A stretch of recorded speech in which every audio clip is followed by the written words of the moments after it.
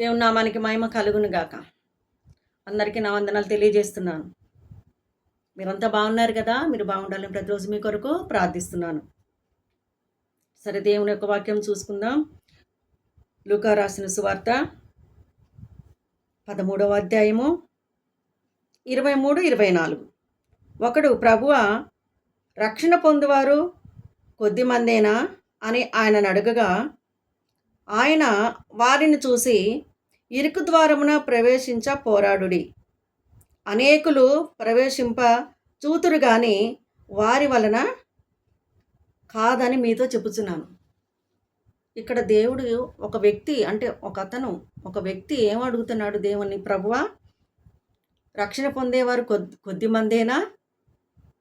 అవును, ఈ లోకంలో ఎంతోమంది లక్షలాది ప్రజలు, కోట్లాది ప్రజలు ఉన్నారు, కానీ రక్షణ పొందినవారు కొంతమందే. కొద్దిమందేనా ప్రభు రక్షణ పొందినవారు? అవును. ఇది ఇరుకు మార్గము. ఈ ఇరుకు మార్గంలో మీరు పోరాడండి, నేర్చుకొనండి, రండి. అనేకులు రావాలని అనుకుంటారు, కానీ వారు బలహీనతలు, వారికి ఉన్న అలవాట్లను విడిచిపెట్టి రాలేక వారు విశాలమైన స్థలం, విశాలమైన మార్గాన్ని, లోకంలోనే వెళ్ళిపోతారనమాట. ఈ లోకము విశాలమైన మార్గము, క్రీస్తు మార్గము ఇరుకు మార్గము. ఇరుకు మార్గములో నువ్వు ప్రవేశించాలని నువ్వు పోరాడాల. ఇరుకు ఎవరికైనా ఇష్టం ఉండదు. చిన్నది ఒక్కటి రూమ్ ఉందనుకోండి, ఆ రూమ్లోని అన్ని సామాన్లు సర్దుకోవాలి, ఏది ఎక్కడ పెట్టాలో అర్థం కాదు. కానీ కొంతమంది పెద్దలు అంటారు, ఇరుకుగా ఉన్న ఇల్లే కలిసి వస్తుందట, ఆశీర్వాదం అట అని. ఇరుకుని ఎవరు ఇష్టపడరు. స్థలాల కాడికి వచ్చినా కానీ, రూముల కాడికి వచ్చినా పెద్ద పెద్ద రూములు కట్టుకోవాలని, ఇంకొంచెం ప్లేస్ ఉంటే బాగుంటుంది మరింత విశాలంగా అని చెప్పేసి ఎవ్వరు కూడా ఇరుకు అనేదాన్ని ఇష్టపడరు అనమాట. కానీ దేవుడు ఏం చెప్తుందంటే ఇక్కడ, ఇరుకు మార్గమును పోరాడటం మీరు నేర్చుకోనండి, మీరు ఆర్భాటించండి, ఈ విషయంలో మీరు పోరాడండి. ఇరుకు మార్గమే ఇది. దేవుని మార్గంలోకి రావాలంటే చాలా కష్టం. మనకున్న అలవాట్లన్నీ విడిచిపెట్టుకోవాలా, మనకున్న వ్యసనాలన్నీ విడిచిపెట్టుకోవాలా. అమ్మో, అందులో పోతే ఇంకా మళ్ళీ ఏమి తినైతే కాదు, తాగైతే కాదు, తిరగైతే కాదు, ఇలాగ అంటారనమాట. ఇలాగానే చాలామంది రాలేకపోతారు. కానీ ఎవరైతే ఇరుకు మార్గములో ప్రవేశిస్తారో వారికట విశాలమైన మార్గం, అదే జీవానికంటే పరలోకానికి చేర్చే మార్గము ఇరుకు మార్గం. విశాలమైన మార్గం ఎక్కడ తీసుకెళ్తుంది? నాశనానికి. ఇదే లోకము, లోకాశలు, శరీరాశలు, వీటి కొరకు జనము పరిగెత్తుతూ ఉన్నారనమాట. అదే మత్తయి సువార్తలు కూడా చూసినట్టయితే అక్కడ ఒక మాట ఉంటుంది అనమాట. 7వ అధ్యాయము 13వ వచనం. ఇరుకు ద్వారమున ప్రవేశించుడి, నాశనమునకు పోవు ద్వారము వెడల్పును, ఆ దారి విశాలమునైనది.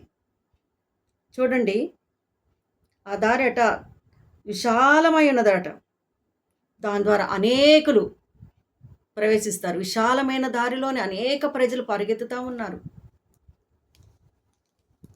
క్రీస్తులోనికి రండి, రక్షింపబడండి, దేవుళ్ళలోకి రండి, నిజమైన దేవుడు అని ఎవరు నమ్మరు అనమాట. ఇరుకు మార్గాన్ని ఎవ్వరు కూడా ఇష్టపడరు. దేవుళ్ళకి రావాలంటే అసలే ఇష్టపడరు. కానీ ఇరుకు ద్వారమే విశాలంగా తీసుకెళ్తుంది అన్నమాట. ఆ దారిలో వెళ్ళిన వారట జీవించదరట, నిలబడగలుగుతారు, జీవించగలుగుతారు. జీవము అంటే నేనే సత్యము, జీవము, మార్గము. అవును, జీవానికంటే పరలోకానికి చేర్చుతుంది అనమాట ఈ మార్గము. కానీ మరి ఈ విశాలమైన మార్గము నాశనానికి తీసుకెళ్తుంది అనమాట.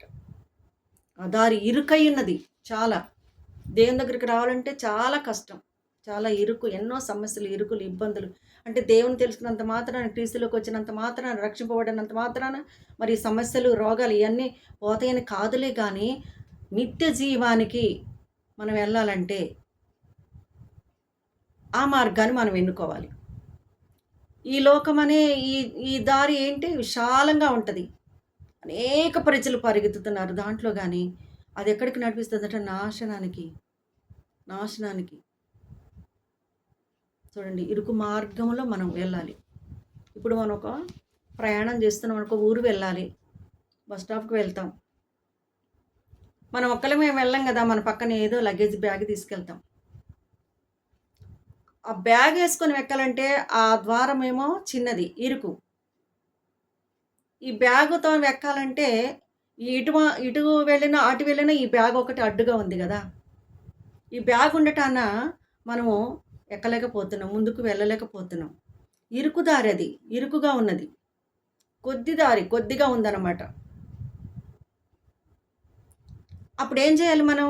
ఆ బ్యాగ్‌ని తీసేయాలి. ఆ బ్యాగ్ అనగా పాపము, ద్వేషము, అసూయ, ధనాపేక్ష, డబ్బాశ, లోకాశ, శరీరాశలు ఇవన్నీ గూడా మనలో బెట్టుకొని దేవుని ఎలా స్తుతిస్తాం, ఎలా ఆరాధిస్తాం, ఎలా ప్రార్థిస్తాం కదా! ఇవన్నీ తీసేసుకున్నప్పుడే ఒకదాని మట్టి ఒకటి తేలికైపోతది. అప్పుడు మనం ఈజీగా ఎక్కగలుగుతాం. వెళ్ళేటప్పుడు ఇరుకుగానే ఉంటది. లోపలికెళ్ళాక విశాలంగా. దేవుడు అదే చెప్తున్నాడు. ఇరుకు మార్గములో మరి రావటానికి పోరాడండి. అవును, ఇదొక పోరాటమే క్రైస్తవులకి. ఇదొక యుద్ధమే. ఇదొక పోరాటం. ఎప్పటిదాకా పోరాడాలి? నువ్వు బ్రతికి ఉన్నన్ని రోజులు. నువ్వు ఎప్పుడైతే క్రీస్తులోకి వచ్చి రక్షింపబడి మారుమనసు పొంది బాప్తిసం తీసుకున్నప్పటి నుంచి నువ్వు ఎంత కాలమైతే నువ్వు బ్రతికి ఉంటావు, ఎన్ని సంవత్సరముల వరకైతే ఉంటావో అన్ని సంవత్సరములు నువ్వు పోరాడవలసిందే. ఈ పోరాటం క్రైస్తవుడికి నువ్వు ఉన్నంత కాలము, మనలో ప్రాణం ఉన్నంత కాలము పోరాటం ఉంటనే ఉంటది. ఈ దారి ఎవరికి ఇష్టం ఉండదు. ఈ మార్గంలో రావటం ప్రజలకి ఇష్టం ఉండదు గానీ, మరి విశాలమైన మార్గం అంటే లోకము. లోకములో అన్నీ దొరుకుతాయి. ఏదైనా తినొచ్చు, ఏదైనా త్రాగొచ్చు, తిరగొచ్చు, ఏమైనా చేయొచ్చు చెడు పనులు. వాటి కొరకు ప్రజలు పరిగెత్తుతా ఉన్నారు. దేవుని నామానికి మహిమ కలుగును గాక. ఈరోజు మనం మరి మీ ఉద్దేశం ఏంటి? మీరు ఎలా ఉండాలనుకుంటున్నారు? ఇరుకు దారిని ప్రవేశించండి. ఇరుకు దారిలో ప్రవేశించడానికి పోరాడండి. ఇప్పుడు ఒకేసారి మనలో ఉన్న పాపాలని, మనలో ఉన్న తప్పులని, మనలో ఉన్న అంతా కూడా ఒక్కసారి తీసేసుకోలేం బలహీనతలు. కానీ ఒకదానెమ్మట ఒకటి, ఒకదానెమ్మట ప్రభు సహాయము కోరుతూ మనలో ఉన్న వాటన్నిటిని కూడా, ఆ బ్యాగులో ఉన్న వాటన్నిటిని కూడా ఆ బ్యాగే తీసేస్తే అయిపోయింది కదా అడ్డు. ఆ బ్యాగు మనకు ఒక ఆటంకంగా ఉంది కనుక. అదొక పాపం కావచ్చు, లోకాశలు కావచ్చు, ధనాపేక్ష కావచ్చు, గర్వం కావచ్చు, అసూయ కావచ్చు. ఇవన్నీ కూడా తీసేస్తేనే కదా మనం ఈజీగా నడవగలుగుతాం, ఆ దారిన వెళ్ళగలుగుతాం. దేవుని నామానికి మహిమ కలుగును గాక. మరి ఇరుకు దారున మీరు ప్రవేశించడానికి పోరాడండి. దేవుని యొక్క దీవెనలు, ఆశీర్వాదాలు పొందుకోండి. దేవుని నామానికి మహిమ కలుగును గాక. ఆమేన్.